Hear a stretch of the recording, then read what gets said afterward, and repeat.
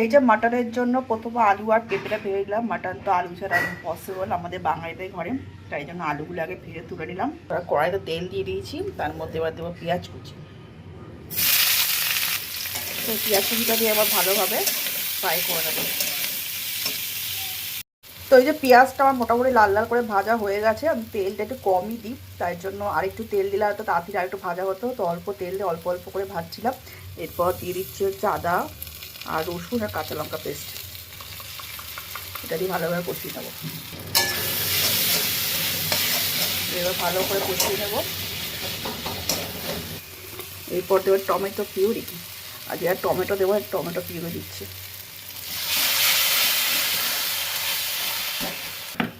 এবার মধ্যে মশলাগুলো দিয়ে দিলাম, হলুদ গুঁড়ো, লঙ্কার গুঁড়ো, কাশ্মীরি লঙ্কার গুঁড়ো আর জিরে গুঁড়ো।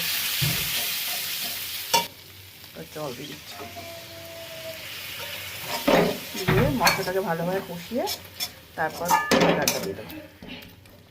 তো এই যে মশলা কষানোর সাথে সাথে এই গরম মশলা, গোটা গরম মশলা দিয়ে দেবো, তাহলে কিন্তু ফ্লেভারটা খুব ভালো আসে। কষানোর সময় যদি গোটা গরম মশলা দেওয়া হয়, অনেকে ফোড়নও দেয়, অনেকে মিডিলে দেয়, তো আমি মিডিলে দিই আর ফোড়ন দুটোতেই দিই, এক এক সময় দিই।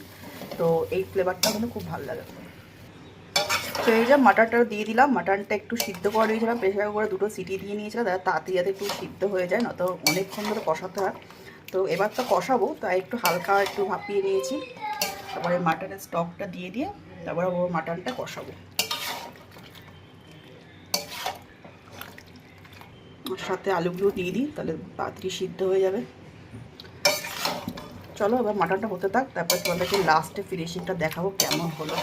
এবার তো সবই হয়ে যায়, কষাতে কষাতে সিদ্ধ হয়ে যাবে, তো তারপর তোমাদের লাস্টে দেখাচ্ছি।